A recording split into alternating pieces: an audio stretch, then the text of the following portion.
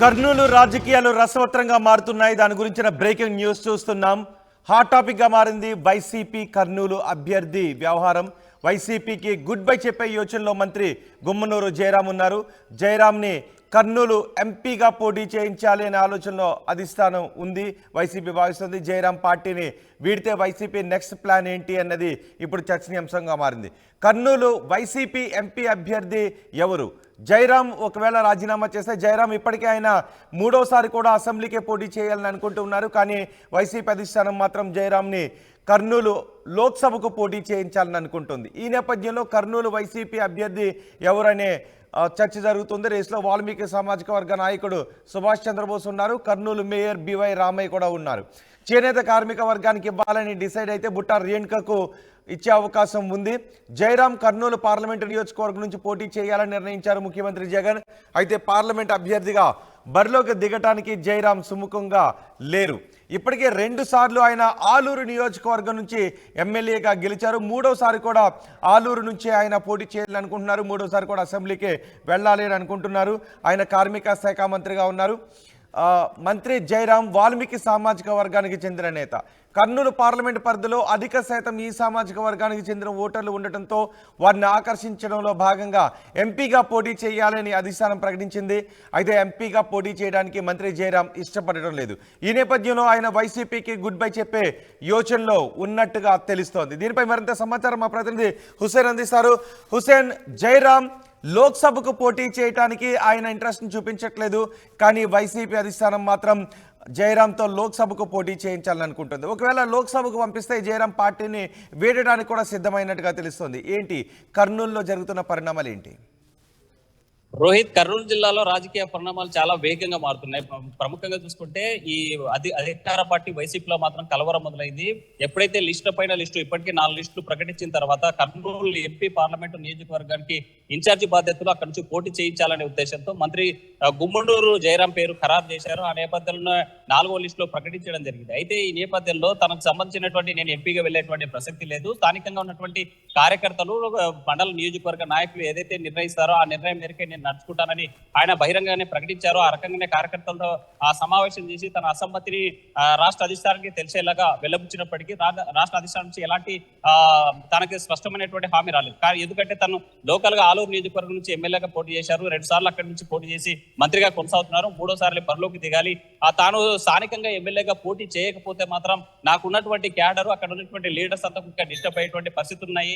ఈ నేపథ్యంలోనే నా వర్గం కానీ లేకపోతే గుమ్మనూరు జయరానికి రాజకీయంగా మనుగడ కొనసాగించాలంటే తన వర్గాన్ని కాపాడుకోవాల్సినటువంటి అవసరం ఉంది. కాబట్టి ఎమ్మెల్యేగా పోటీ చేస్తేనే రాజకీయంగా శ్రేయస్కరమైనటువంటి అవకాశాలు ఉంటాయనేటువంటి భావించిన నేపథ్యంలోనే స్థానికంగా ఎమ్మెల్యేగా పోటీ చేసేందుకు సిద్ధమైనటువంటి పరిస్థితి ఉంది. అయితే ఈ నేపథ్యంలో స్థానికంగానే నియోజకవర్గ ఇన్ఛార్జిగా విరూపాక్షిని ప్రకటించిన తర్వాత వీళ్ళు ఇద్దరి మధ్య ఫస్ట్ నుంచి కూడా పెద్ద ఎత్తున వైరుధ్యం కొనసాగుతుంది. ఇద్దరి మధ్య ఆధిపత్య పోరు కొనసాగుతుంది.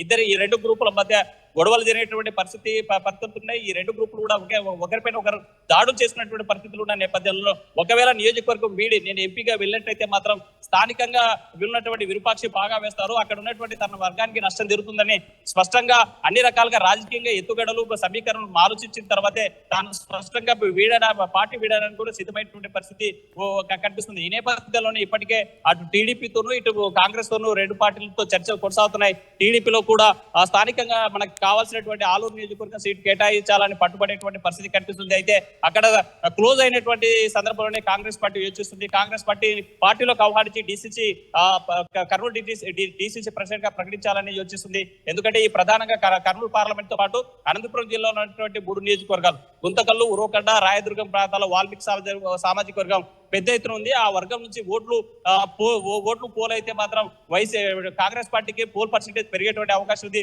మరి గతాల పూర్వవైభవం రావాలంటే గుమ్మనూరు జయరాం లాంటి నాయకుడిని దింపితే ప్రయోజనం ఉందనేటువంటిది ఆ పార్టీ లెక్కలేసుకునేటువంటి పరిస్థితి అయితే కనిపించేటువంటి పరిస్థితి. ఈ నేపథ్యంలోనే వైసీపీ అధిష్టానము రీసర్వే చేసింది. తను తీసుకున్నటువంటి నిర్ణయాలు కర్నూలు జిల్లాలో ఉన్నటువంటి నందికొట్కూరు కానీ ఆలూరు కానీ ఎమ్మిగడూరు కానీ కోడుమూరు నియోజకవర్గాల్లో తాను పెట్టినటువంటి నియోజకవర్గ ఇన్ఛార్జీలు ఎవరైతే ఉన్నారో వీరంతా కూడా సమర్థులు కారు, లేకపోతే వీళ్ళ మీద నెగిటివ్ వేవ్స్ వస్తున్నాయి, వీళ్ళు రాబోయేటువంటి ఎన్నికల్లో గెలవలేనటువంటి పరిస్థితులు ఉన్నారనే ప్రధానంగా ఆలూరు నియోజకవర్గం కావచ్చు, లేకపోతే ఎమ్ముడూరు నియోజకవర్గంలో ఈ రెండు నియోజకవర్గాల్లో ఉన్నటువంటి అభ్యర్థుల మీద వ్యతిరేకత ఉంది, అసమ్మతి కొనసాగుతున్న నేపథ్యంలోనే మార్చేటువంటి యోచన చేస్తున్నారు. రీసర్వే కూడా వైసీపీ అధిష్టానం తెప్పించుకుంటున్నటువంటి పరిస్థితులు అయితే కనిపిస్తున్నాయి. ఈ నేపథ్యంలోనే ఒకవేళ తప్పనిసరి పరిస్థితుల్లో గుమ్మనూరు జయరాము వైసీపీని వీడి వేరే పార్టీకి వెళ్ళినట్టయితే ఇప్పటికే ఎంపీగా ప్రకటించినటువంటి ఎంపీ క్యాండిడేట్ గా అనౌన్స్ చేసినటువంటి నేపథ్యంలోనే వాట్ నెక్స్ట్ అనేటువంటి దాని మీద ఆలోచనలు పడింది అధిష్టానం. ఆ నేపథ్యంలోనే బలమైనటువంటి సామాజిక వర్గం ఆ పార్లమెంట్ నియోజకవర్గంలో వాల్మీకి సామాజిక వర్గం కాబట్టి ఆ సామాజిక వర్గానికి సీటు ఇవ్వాల్సి వస్తే మాత్రం గ్రంథాలయ చైర్మన్ గా పనిచేస్తున్న వాల్మీకి వైసీపీ అధిష్టానం సర్వే జరిపి అక్కడ ఎటువంటి పరిణామాలు ఉంటాయి, ఎటువంటి మార్పులు అక్కడ గెలుపుకు దోహదపడతాయని సర్వే జరిపి ఈ నిర్ణయాలు తీసుకుంటుంది. సో గుమ్మనూరు జయరాంని ఎంపీగా పంపించినట్లయితే ఆయన ఎంపీ స్థానంలో గెలవను అనే గుమ్మనూరు జయరాం అనుకుంటూ ఉన్నారా?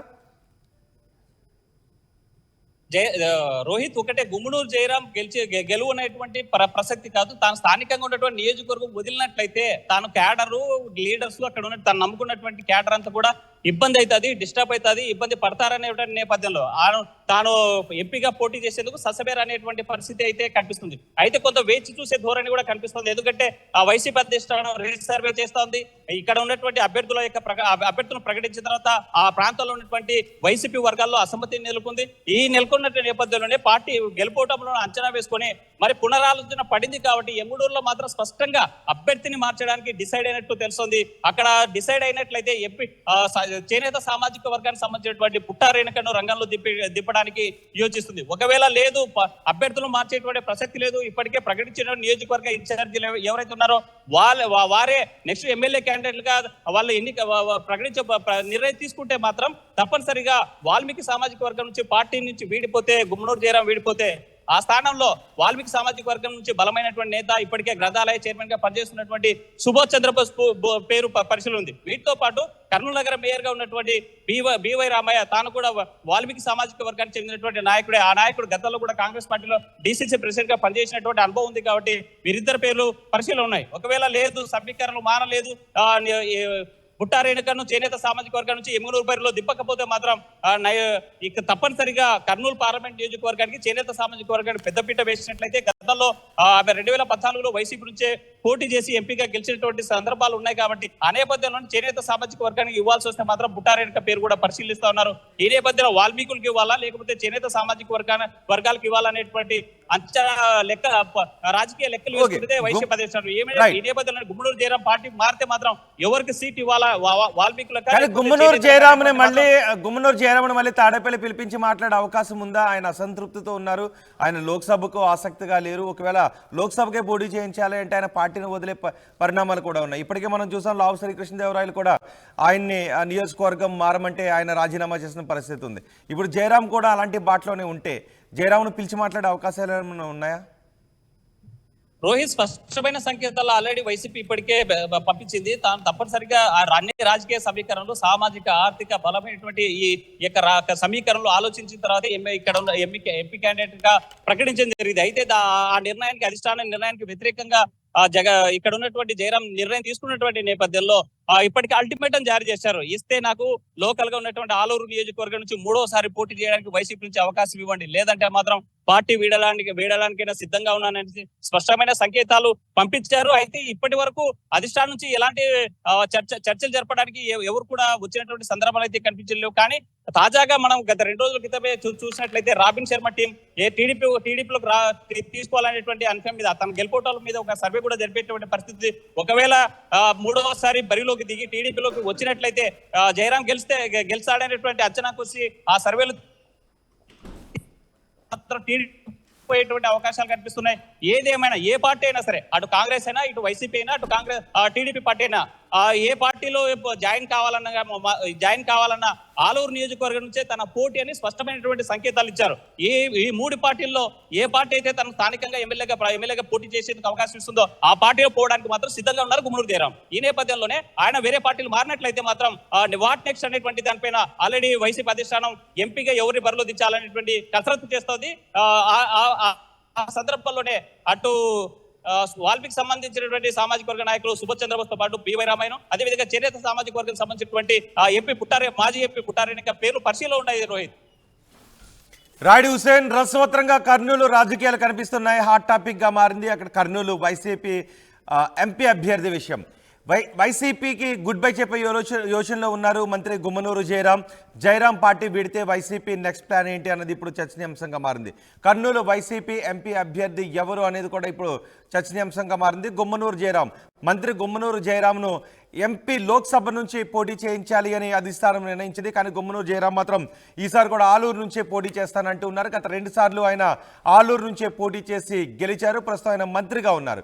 కానీ ఈసారి మాత్రం వైసీపీ భారీ మార్పులు చేస్తోంది. సిట్టింగ్లను మారుస్తోంది, ఇన్ఛార్జ్లను మారుస్తోంది, వారి నియోజకవర్గాలను కూడా మారుస్తుంది. దీంతో అసంతృప్తులు పుట్టుకొస్తూ ఉన్నారు. మొన్న నరసరావుపేటలో కూడా అదే జరిగింది. లావు శ్రీకృష్ణదేవరాయల్ని గుంటూరు నుంచి పోటీ చేయించమంటే ఆయన నరసరావుపేట నుంచి పోటీ చేస్తానని అన్నారు. సో పార్టీకి పదవికి కూడా ఆయన రాజీనామా చేశారు. ఇప్పుడు కర్నూలులో కూడా అలాంటి పరిణామమే చోటు చేసుకుంటుంది. గుమ్మనూరు జయరాం ఆలూరు నుంచి అసెంబ్లీకే వెళ్తాను అని గుమ్మనూరు జయరాం అంటూ ఉంటే వైసీపీ అధిష్టానం మాత్రం ఆయన్ను కర్నూలు లోక్సభకు పోటీ చేయాలి అని చెప్తూ ఉండటంతో ఆయన పార్టీని వీడటానికి కూడా నిర్ణయం తీసుకుంటున్నట్టుగా తెలుస్తుంది. చూద్దాం మరి ఒకవేళ ఆలూరు విషయంలో అధిష్టానం తన మార్చుకోకపోతే ఆ ఆలూరు నుంచే పోటీ కాకుండా కేవలం కర్నూలు నుంచే పోటీ చేయాలి అని కనుక ఆదేశించినట్లయితే మరి ఎటువంటి నిర్ణయం తీసుకుంటారు? ఆయన పార్టీని వీడుతారా? ఒకవేళ గుమ్మనూరు పార్టీని వీడినట్లయితే వైసీపీ తదుపరి యాక్షన్ ప్లాన్ ఏ విధంగా ఉంటుందన్నది కూడా చర్చనీయాంశంగా మారింది.